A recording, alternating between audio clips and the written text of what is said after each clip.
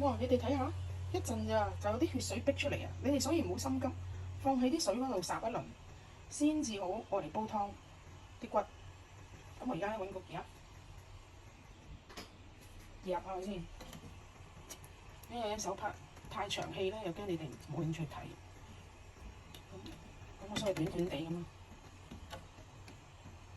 嗱，而家咧差唔多啲血水冇晒咧，咁樣咧冇晒血水咧就可以放落嗰煲湯嗰度啦。頭先咧呢個冇幾多血水嘅咧，搞下就冇啦。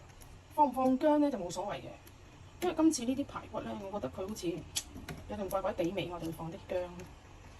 因為新加坡咧通常就係會有台灣嘅豬肉啦、印尼豬肉啦、澳洲豬肉同埋馬來西亞豬肉嘅，佢哋咧嗰啲味道係其實唔同嘅。